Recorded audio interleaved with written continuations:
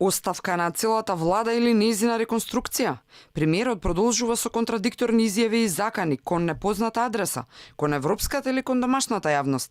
Заев од една страна вели дека реконструкцијата во вакви околности е непотребна, ако владата падне и има нови избори, но истовремено ја споменува и метлата, односно вели познати биле ресорите и имињата на оние кои ќе бидат сменети. Значи можни се сите опции, тоа го кажав, реконструкцијата е поприлично подготвена од директорските места и министерските места. Овие денови, секој ден, буквално секој час имаме и нови информации. Очекувам потврда на средба со канцеларката Меркел. Следната недела ќе бидам во Берлин со коморите, со бизнисмените и со се заради нашата економска агенда, но очекувам овде да се случи средба, заради тоа што Германија е важна за оваа работа. Во зависност од сите информации кои што ги добиваме, така ќе постапуваме и во делот на промените што треба да се случуваат во извршната власт.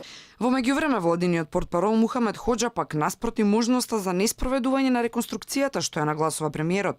Вели од и двајцата партнери Заев и Ахмети ги финишираат преговорите, па дури го спомена и викендот како тајминг кога мандатарот се очекува оти ќе доставил предлог за нов состав на владата.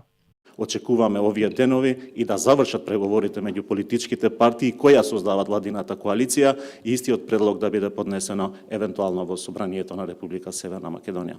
Зошто одеднаш премиерот почна да се заканува дека ќе го врати мандатот ако не добиеме датум како држава?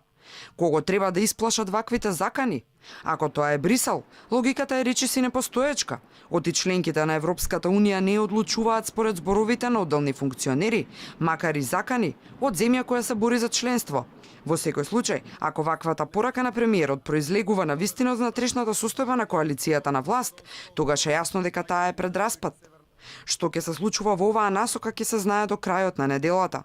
Барем според она што го нагласи Хоџа. Собраниски извори за Алфа вчера брифираа дека спикерот Џафери можно е да ја закаже седницата за владина реконструкција за внедела, на 9 јуни. Медиумите пак на албански јазик, повикувајќи се на извори од ДУИ, порачуваат дека до сабота ќе се знае новиот владин кабинет.